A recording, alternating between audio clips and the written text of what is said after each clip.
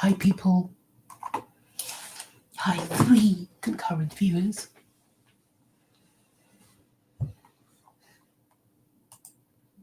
This stream is about, I guess, deciding what to do when you're faced with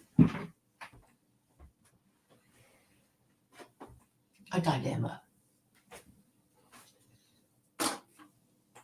When, well, basically, you don't want to do this thing, but you want the other thing that doing this will get you, but you're still not sure if you want to do it. This applies to situations like apologies. It's like, maybe I should say sorry, but I'm not really sorry. And yeah, this sort of situation. And I don't like them, and I don't see why I shouldn't offend them, and that sort of thing.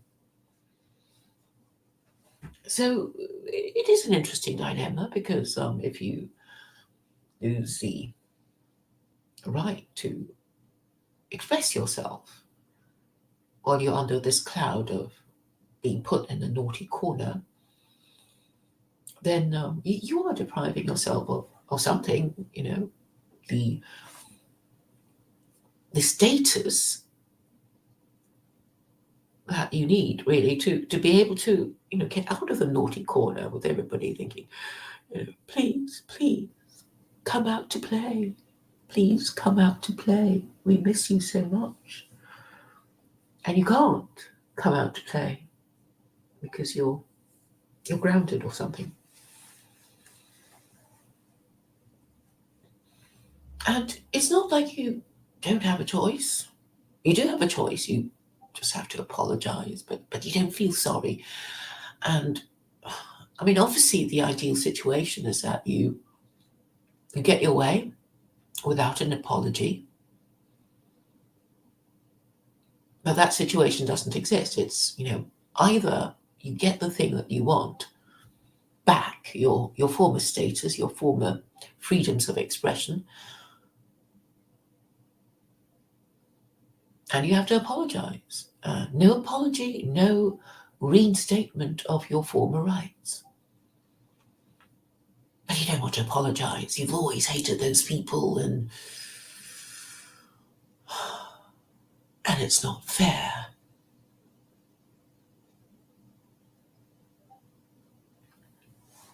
And obviously all these things are related to politics. And it could be that the expression of your political views has got you into this pickle in the first place. Now, obviously, you should have the right to express your political views, and you should be able to express your views with impunity without being punished with court orders and injunctions and bail conditions and bans from social media. And we know how painful it is, really. We are now addicted to expressing ourselves, even though quite a lot of us say quite pointlessly hurtful and silly things. And perhaps it is better that we don't say those things at all. But we feel we have a right to, and we feel we want to exercise those rights. And it's not a right if we can't express it, express our view, and it has got us into trouble. Now, is there a quick way of resolving things? It is a terrible dilemma to think that we're in the right and the law is wrong. But I'm not even expressing a view on the rightness of wrongness of things. I'm merely talking about the methodology of escaping this punishment of not being able to express one's views. And we could say, oh well, we don't need to express those views. We can undergo a vow of silence. This is what monks did in monasteries. They would take a vow of silence, and I think under the idea that when we talk, most of us speak nonsense most of the time. We spread gossip. We express really quite inconsequential opinions. We most of the time talk nonsense or speak ill of others. And should we be forbidden from speaking ill of others? Well, there are all kinds of moral principles about not backbiting and not being a talebearer and not being boastful, not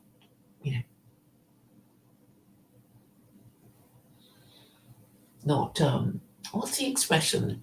Repeating the libel, which obviously has legal consequences. So some of you may know that when you publish something defamatory in a publication, such as Private Eye, which is a satirical magazine, the newsagent could be made to pay damages for repeating the Bible by allowing it to be spread further by selling copies of a satirical magazine. So, in absolute terms, there are there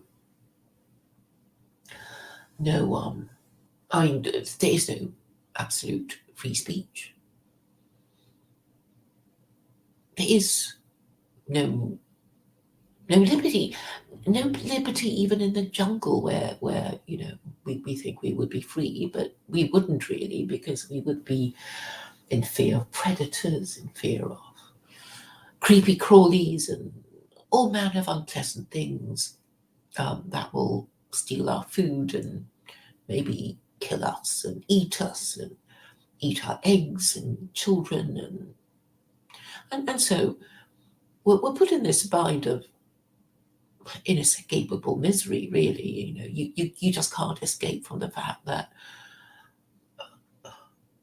you cannot escape from having some law or other. So it's either the law of the jungle, if you want to move away from the restrictions of your city state,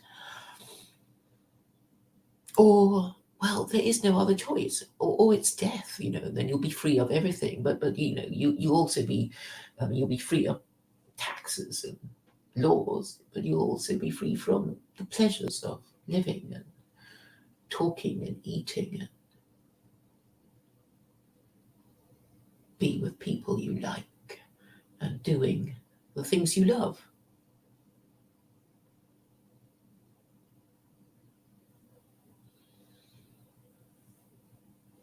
So is there a moral way of determining what you should do?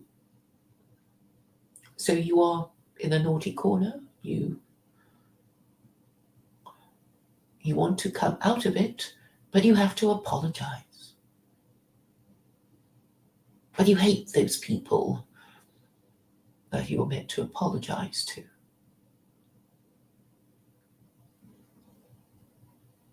And the law is making you.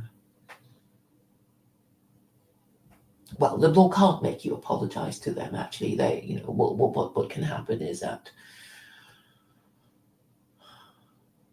you might get a shorter sentence if you apologize. But of course, the worst case scenario is that you apologize and nothing changes. That would be the worst case scenario. But depending on how much you want those restrictions lifted, you take the chance. But what if you think that the law is unfair? You should never have been found guilty or put in your naughty chair.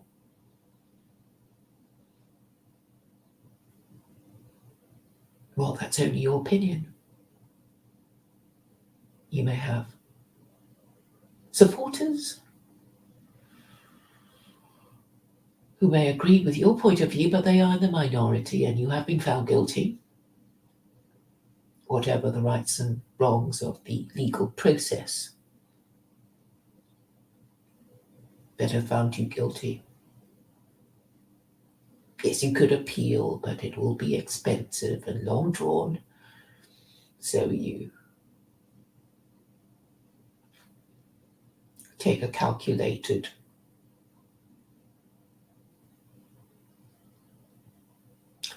move to escape those restrictions, if that is your intention.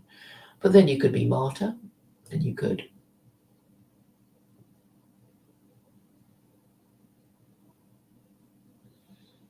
make it a point of principle not to apologize. But then, in practical terms, where would that get you? Will you have superior status by depriving yourself of a voice?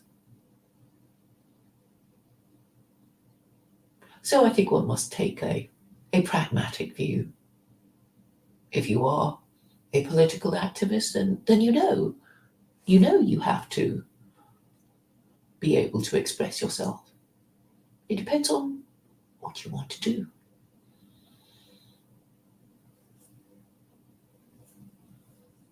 Now, I know some of us, me for example, I like to express my political views. I like to express myself.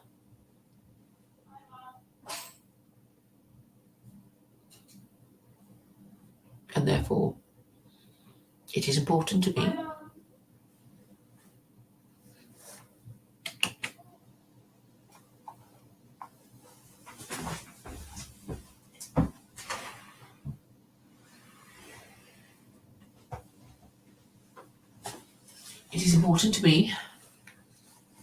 for I think reasons of,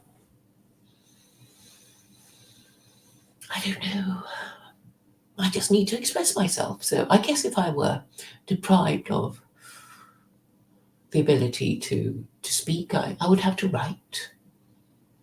If I were deprived of the ability to write, I would have to speak. Yes, it would be terrible to be a deaf mute, but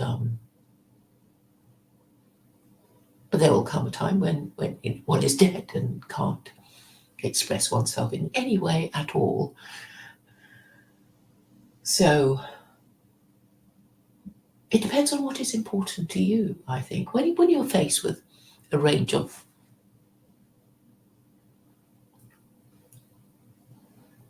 unpalatable choices, then I think you must decide what it is you most want. I'm reminded of a friend whose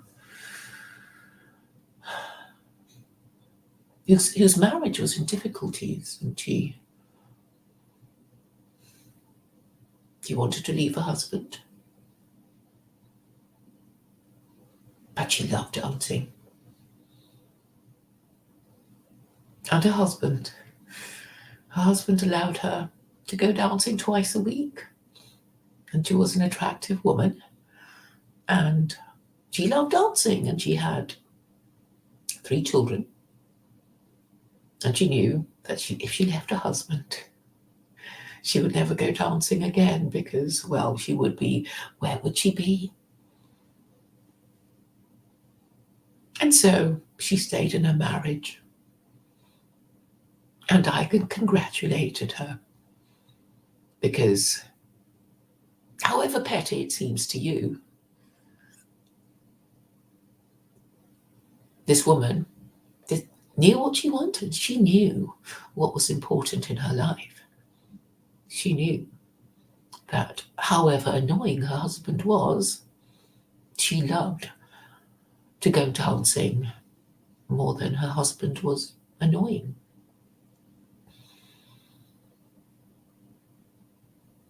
And so while I know what I would like this person facing a dilemma to do, it is, of course, a matter for her to decide for herself what would be more painful and restrictive. I suppose really it's just a question of pride. It's about admitting that we've lost. We picked a fight. The forces of the enemy were arrayed against us. We could go forward, but we would, well, suffer more injury and restriction. So we must, alas, retreat to fight another day, to express ourselves another way.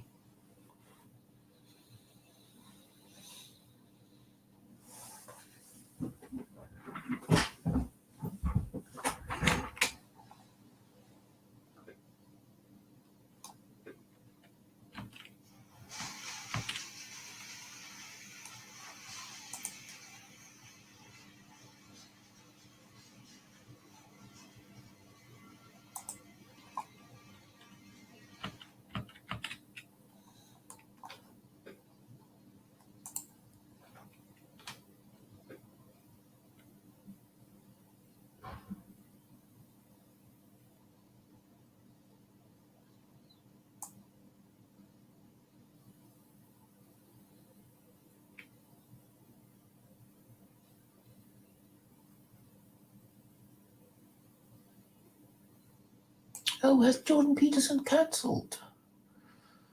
Well, somebody told me that story was fake. I don't think he's very Muslim friendly, is he?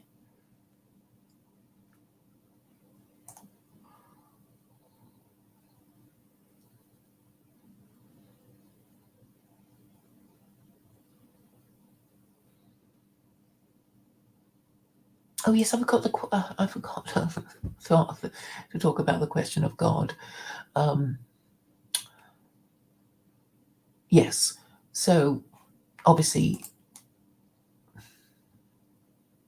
having the concept of God in mind is a way of ordering your priorities, because we think, well, good, God is supreme. If we accept his existence,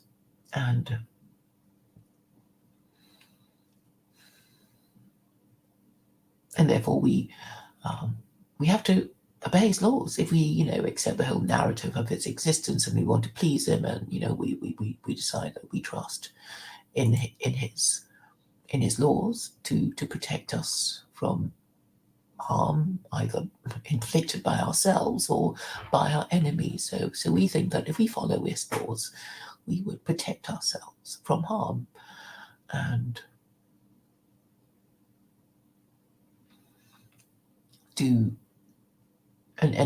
if the one of the laws says know your place, then we have to know our place, and we have to accept that it's just one of those annoying things that we often have superiors, people above us, parents, elder siblings, whatever, telling us what to do, and we know they're wrong. But the simplest example is, the most obvious example is the law. The law is above us, whether we like it or not, whether we agree about it or not. The law is the law, and if we break it, we will suffer.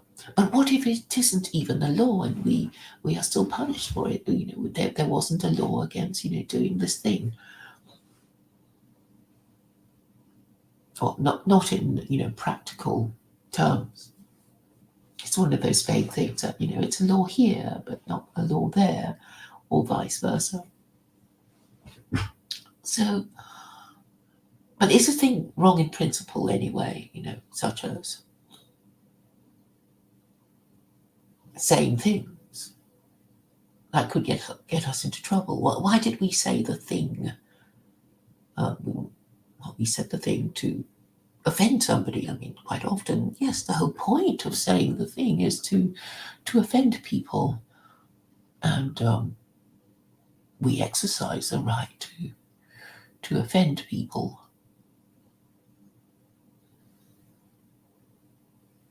And we think it is our right, and then it turns out that we couldn't say it after all, or the rules have changed while we, and so what we thought was legal was no longer legal, and what we thought would not attract punishment does in fact attract punishment.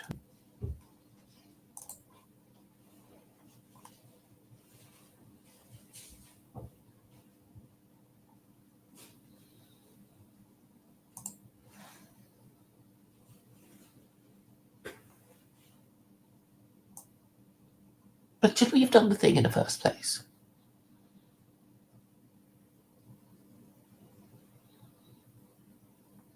I suppose that is a murky area. I'm all for the rule of law.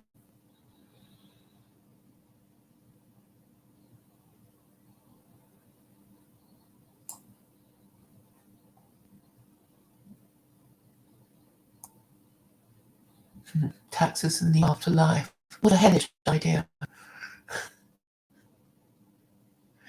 Now he says apologise if you mean it, otherwise don't. But if apologising would get you something, I mean, it is possible that you could apologise and it wouldn't get you anywhere. But maybe the act of apologising might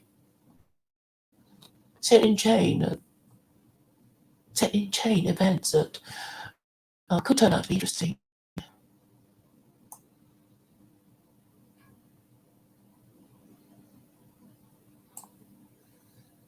Honesty is a root of sanity. But I've heard of such sayings such as in vino veritas. I'm not having any regrets.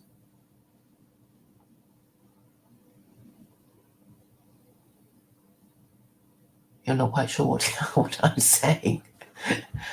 I'm saying that. Okay, so there is this dilemma. Should we apologize or not apologize? And I'm thinking, well, if you actually believe in God, then there'll be a whole bunch of rules, and it says you should do this and you shouldn't do that, and blah blah blah. So if you believe in God, then I guess you would follow the God set of rules. But if you don't, you'll just have to rely on your own preferences and opinions. Now, I'm an agnostic, so but I have a quite evolved set of principles, and I say I submit to truth, logic, and morality. And so if I were in this situation, I would think, I really want to do this thing, but I don't want to do the other thing. But it means if I don't do this thing I don't want to do, then I won't get the thing that I really want to get. And therefore I'll be, in a state of neurotic suspension because I want this thing that would mean doing the thing I don't want to do. And obviously that would drive me mad, and I would have to work out a way of resolving the situation. And I would resolve the situation by